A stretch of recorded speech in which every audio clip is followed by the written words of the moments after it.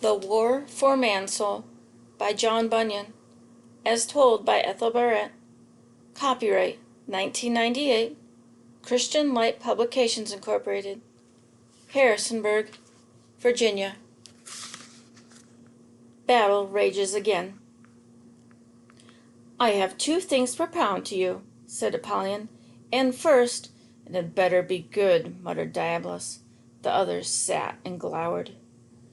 The princes of the pit were having a council of war. Diabolus was in a cold rage born of frustration and a hate that was eating at his paunch as if to consume him. Godly fear had confronted him boldly, which was to be expected, for godly fear had always been his most formidable foe. But that clod Understanding, that idiot, that one-eyed numbskull, answering his most clever double-talk with promises from Emmanuel, how dare he? Where did he find out? How? Who had got to him? And what had got into him? It was bad enough to have godly fear skulking about, but to have Understanding get himself enlightened? Diabolus crouched lower and stared at the piles of brimstone. "The first," said Apollyon, "is this. Let us withdraw ourselves from the town into the plain again. Our presence here will do us no good, because we can't get into the castle, because godly fear is keeper of it," said Diabolus, chanting in a monotone like a schoolboy recitation. "I know, my lord," said Apollyon. "It is repetitious. I get tired of saying it." "And I get tired of hearing it." Diabolus continued to stare at the brimstone. "What's your second proposition?" "I was thinking of ambush," said Apollyon. "Our going forth from the town to draw the captains out after us. It is impossible to draw them all off from the castle," said Beelzebub. "Some will lie there to keep guard. It's no use unless we can be sure that they will all come out. And after we get them out, we can lay an ambush behind the town to rush in and take possession of the castle," Apollyon finished doggedly. "So long as there is one in the town able to lift up his finger against us, Emmanuel will take their part," said Beelzebub. "And if he shall take their part, we know what time of day it will be with us." They all looked at him to go on. "In my judgment," he continued, "the solution is simple. Get the townsmen to sin again. In my judgment, there is no way to bring them into bondage to us like inventing a way to make them sin." "May I remind you," Diabolus said wearily, "that we have gone this route before?" "Well, where have our doubters gotten us?" Beelzebub wanted to know. "If we'd left them at home, we'd be as well off as we are now." "My army of doubters!" roared Diabolus. 20,000 hand-picked! "Unless we could have made them the masters and governors of the castle, we might as well have left them at home," Beelzebub continued. "For doubters at a distance are but like objections repelled with arguments. They have to be in the castle." "Godly fear is in the castle," Apollyon said quietly. "And Captain Faith," Legion spoke for the first time. Diabolus saw the bold effrontery of Lord Mayor Understanding and was too furious to speak. "Absolutely, the only way to get the castle is to get the town to sin," Beelzebub said, more sure of his point now. "Let us, therefore, withdraw ourselves into the plain without expecting the captains to follow us. But before we do it, let's consult again with our trusted Diabolins that are yet in their holds in Mansoul and set them to work to betray the town to us." Diabolin put his head in his hands and rocked from side to side, moaning. "I know we've tried it before," said Beelzebub patiently, "but this is the way it must be done, or we can't be done at all. Do you agree?" "I am forced to agree," said Diabolus at last. "The only way to get the castle is to get the town to sin. But how? They're awake. They've had a trouncing, and they seem determined not to get another one.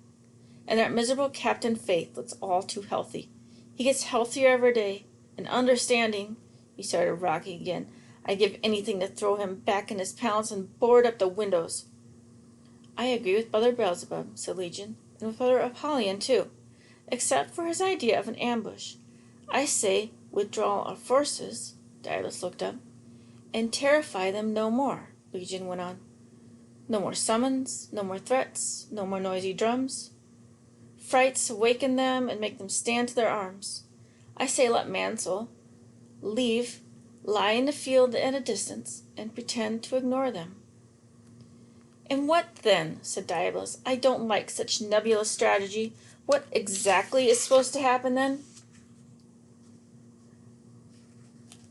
Mansoul is a market town, and a town that delights in commerce, said Beelzebub. We can trade there.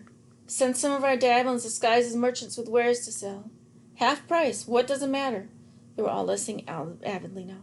Legion warmed to his subject. Send those who are accustomed to this work, Mr. Pennywise, Pound Foolish, Mr. Sweetworld, and Mr. Present Good. They are civil and cunning. Let the Mansoulians be taken up in much business. Let them grow rich and full. Do you think it will work? Said Apollyon. I'll give you my crown to pawn if it doesn't, said Legion. When they begin to grow full, they will forget their misery. And if we are careful not to frighten them, they may even fall asleep and neglect their town watch and even their castle watch. Do you see? He turned to Diabolus. I'm way ahead of you, said Diabolus. I see, said Beelzebub. Cumber them with abundance. They were taken with excitement. They all began to talk at once. Stuff them with goods. They'll be forced to make their castle a warehouse instead of a garrison fortified against us. Yes, a warehouse filled to the brim. Then if we make a sudden assault upon them, it would be hard for the captains to take shelter there. Like the parable, the deceitfulness of riches chokes the word. And when the heart is overcharged with surfeit and the cares of this life, all mischief comes upon them unawares. Furthermore, my lords, said Legion, you very well know that it is not easy for people to be filled with our things and not to have some of our diabolins in their homes and businesses. Where is our Mansoulian full of this world who has not for his servants some of our own? Mr. Profuse, Mr. Prodigality, or some of our diabolin gain, as Mr. Voluptuous, Mr. Opinionated, Mr. Ostentation. Yes, hissed Diabolus. These can take the castle of Mansoul, or blow it up, or make it unfit for a garrison for Emmanuel.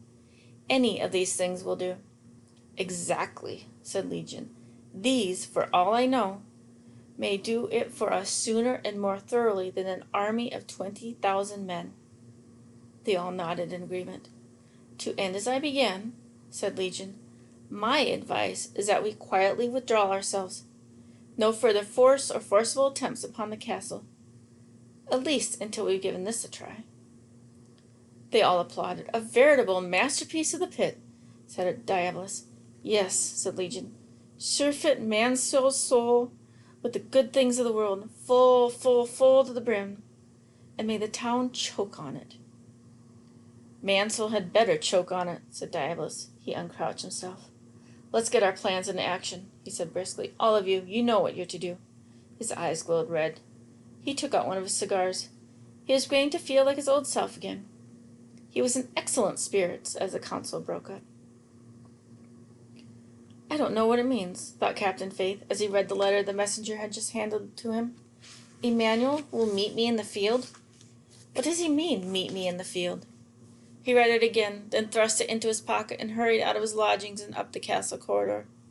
A few minutes later, he was knocking at the door to the suite of rooms of Lord High Secretary, in another part of the castle.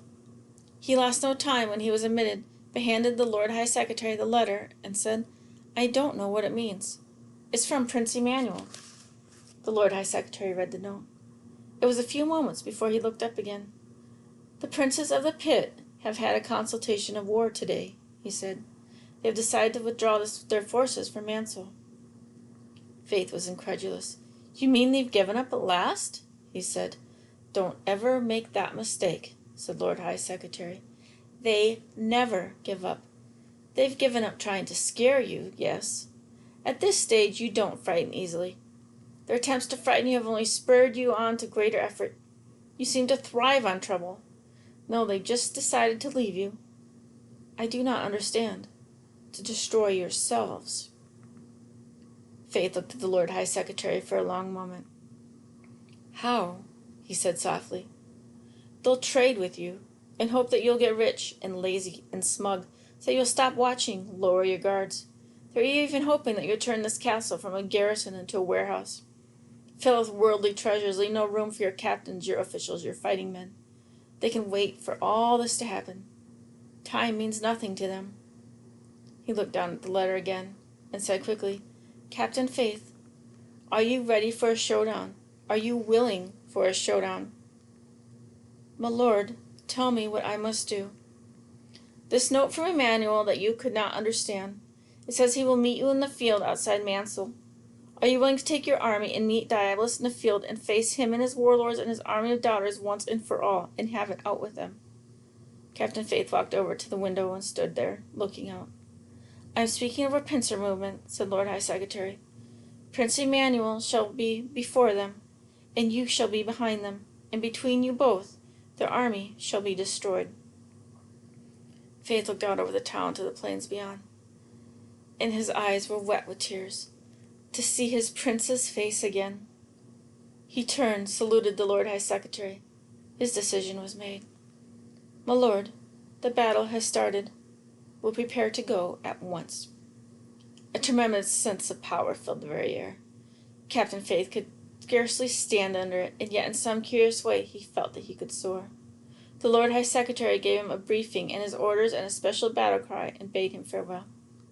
Remember, he said as Faith left, you will not be fighting alone.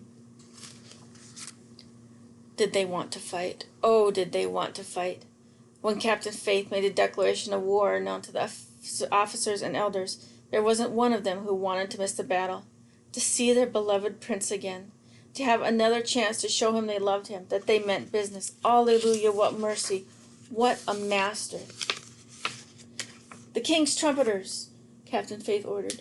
In the market square? They wanted to know. Market square? No, cried Faith. Climb up to the castle battlements. Blow as you've never blown before. Make the best music that heart can invent. They climbed up to the very battlements and blew as if they were determined to reach Shaddai himself. It stopped Diabolus in his tracks. Listen, he motioned his band of warlords quiet. No, it isn't boot and saddle. It isn't horse and away, and it isn't charge. It's just plain joy. What do these madmen have to be so merry and glad about? Nobody answered him. I hate joy, he bellowed. They listened a moment. Then it struck him. It can mean only one thing, he said incredulously. Prince Emmanuel is actually coming to their aid.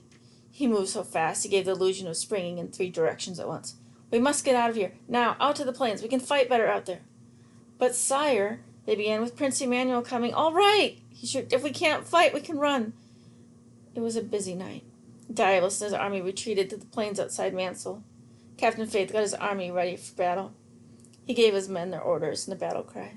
He told them they would see their prince in the field next day, and it was like pouring oil on a fire. The excitement spread throughout the town. There wasn't one warrior, great or small, who didn't want to go. At last they were ready to march. Captain Faith gave last-minute orders. The trumpeters sounded the call to march, and they were off.